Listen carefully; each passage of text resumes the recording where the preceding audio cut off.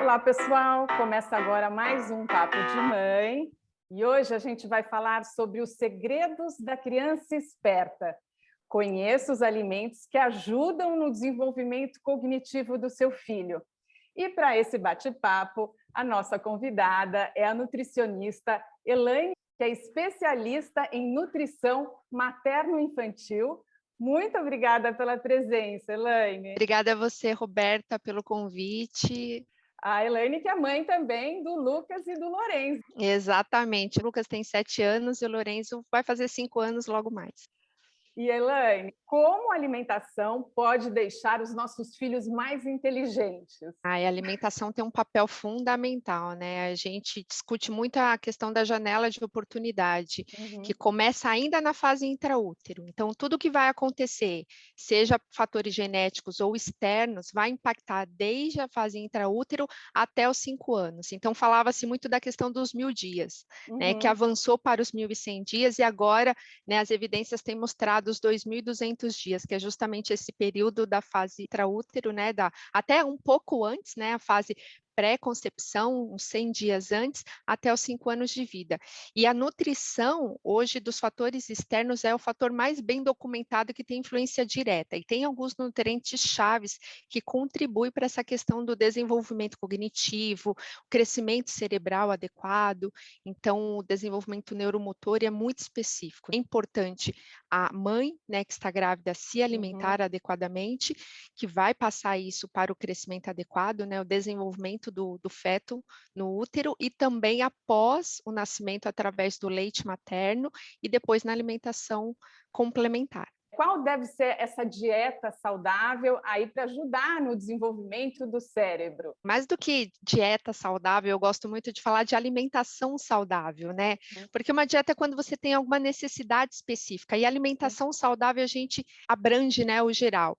E essa alimentação saudável não necessariamente precisa ser restritiva, porque a gente está Uhum. muito numa era de corta isso, corta aquilo, a privação. Né, isso não é saudável, isso não é adequado. Criança, é normal a criança passar por uma fase seletiva, então se você trabalha essas restrições, a chance dela ficar seletiva maior. Uma gestante, muitas vezes elas podem passar por um período de enjoos, então já tem uma certa restrição, né, por causa desses mal-estares que acontecem.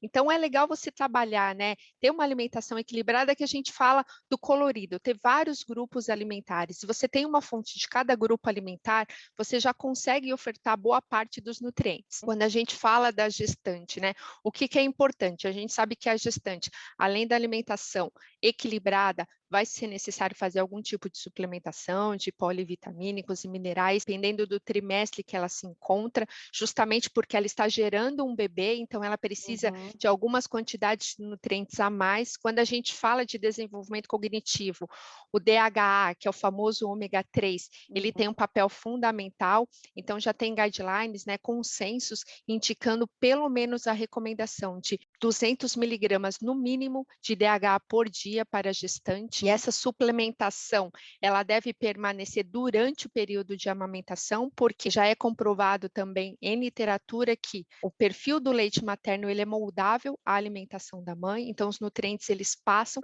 se é uma alimentação rica em nutrientes, vai passar um aporte de nutrientes, se é uma alimentação pobre, esse leite materno ele vai ser deficitário em Uhum. quantidades de nutrientes chaves para esse desenvolvimento. Então, quando a gente pensa em gestante, além dessa alimentação equilibrada, o consumo de pescados 3 vezes ao dia, que ele vai garantir um aporte bom de DHA, mas a suplementação diária se faz necessária, principalmente no segundo, terceiro trimestre, né, os 2 últimos, para garantir realmente esse desenvolvimento e até os mecanismos, né, toda a metabolização interna no organismo. Por isso a Quando a gente importância do pré-natal. É fundamental o pré-natal. Para aquela mulher que pensa, né, em engravidar, que gostaria de se programar antes, então é interessante já fazer todos os exames, não só exames bioquímicos, mas avaliar como estão os marcadores de alguns nutrientes no organismo, para ver se precisa fazer alguma suplementação antecipadamente, então algum antioxidante,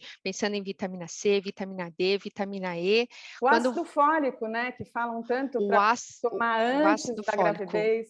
Sim, geralmente 3 meses antes, né, e continuar nos próximos 3 meses após a fecundação. E aí, passando esses 3 primeiros meses, geralmente o médico vai dar conduta, né, de obstetra para obstetra mudar o ácido fólico por um polivitamínico, que também vai conter esse ácido fólico, que é importante para a formação do tubo neuronal. Mas aí aquela mãe que está ouvindo falando, ai, mas eu não fiz o preparo, eu não tomei ácido fólico antes de engravidar. O que eu faço? Não se preocupa, se você tomar nesse comecinho de gestação, já é um ótimo aporte, então não precisa ficar desesperada se você não se programou, não suplementou, vamos tentar corrigir a partir do momento que soube que está grávida. E aí seguir as orientações, não só polivitamínico, mas pensando em desenvolvimento cognitivo, essa parte neuromotora, o DH tem um papel fundamental nessa parte de gestação e manter, é importante manter por esse período de amamentação, porque é uma rotina diferente quando você tem um filho, amamentar, essa questão de livre demanda, de sono reduzido, curto, espaçado, eu falo que o pessoal romantiza muito a amamentação, que não é tão simples e requer uma alimentação, requer horas de descanso quando dá, requer uma boa hidratação e requer uma alimentação adequada. Então, o que eu indico muito? A suplementação que a mãe, durante a gestação, estava seguindo no último trimestre, que ela continue por esse período de amamentação, para garantir um aporte adequado de nutrientes para passar pelo leite materno. Porque muitos desses nutrientes a gente encontra nos alimentos, mas Sim. a grávida, a mulher que está amamentando, vai ter que ver aí com o seu médico, com o seu especialista, se precisa dessa suplementação ou não. Exatamente, porque tem que avaliar como está a alimentação dela. E o organismo metaboliza muito a parte desses nutrientes. Então, é interessante ver como está o organismo dela, o funcionamento, né? Se está em perfeita ordem. Avaliar a alimentação dela, o quanto de nutrientes ela está ingerindo no total do dia. E tem aquela questão, mas eu não consumi hoje, consumi amanhã, vale? Não é compensatório, né? É dia. Então, é por dia. Esses nutrientes devem ser ofertados diariamente. E aí, a criança nasceu, já deixou de amamentar. Qual a alimentação para turbinar aí o cérebro da criança? Qual faixa etária é importante os pais se preocuparem aí com o que vai à mesa? Quando a gente fala de cérebro, até os 2 anos, 80% do cérebro foi desenvolvido. Quando a gente fala de um percentual maior, até os 5 anos, aproximadamente 90, 95% do cérebro foi desenvolvido. Por isso que essa janela de oportunidade se estendeu até os 2.200 dias, porque até os 5 anos a gente tem um crescimento máximo do cérebro e também das suas funcionalidades. Então, essa alimentação, pensando que a criança foi amamentada exclusivamente até os 6 meses, a partir do 6º mês ela começou a introdução alimentar. Nessa introdução alimentar até os 5 anos, é importante verificar nutrientes chaves, e aí pode parecer coisa pequena, o ferro. O ferro tem um papel fundamental no desenvolvimento cognitivo. Muitas vezes o ferro está associado apenas à anemia ferropriva, só que um dos prejuízos, né, das causas negativas da anemia ferropriva é justamente o impacto negativo no desenvolvimento cognitivo. E hoje saiu uma meta-análise super recente mostrando que o Brasil, ele tem, né, as crianças brasileiras têm uma prevalência de 33% de anemia. É um percentual muito grande. Olha, então dá uma dica, o que tem que ter no prato dessa criança? Aquela família que não é vegetariana, carne é um ótimo alimento, seja ela carne vermelha, carne branca, tem vegetais para aquela família que é vegetariana, que não come carne. Vegetais verde escuro são fontes, a gente tem que trabalhar com 2 tipos de ferro. Fontes animais têm o ferro M, que garante uma boa absorção. Fontes vegetais, folhosos, leguminosas, tem o ferro não M, que não necessariamente o organismo vai ter um pouquinho mais de trabalho para fazer essa conversão e absorver. Então, precisa ter alguns mecanismos específicos. Juntar sempre folhosos, colocar um suco cítrico, com suco de laranja, de tangerina, de limão, um suco que seja rico em vitamina C, porque a vitamina C potencializa, colabora na absorção desse ferro de origem vegetal.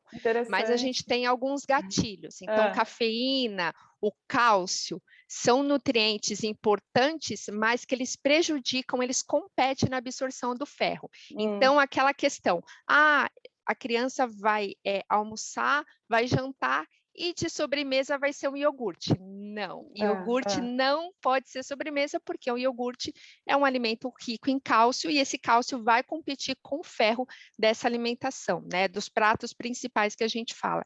Então, o ferro é um alimento, é um nutriente super importante que a criança precisa consumir em quantidades adequadas. A gente precisa ter um olhar para quais são os alimentos e ver se esses gatilhos não estão sendo consumidos junto, né, para Quer dizer prejudicar a que tem que absorção. consumir também da forma correta. Exatamente. E o DHA, que é importante para a gestante, né, e para a lactante, a mãe que amamenta, também é importante para a criança.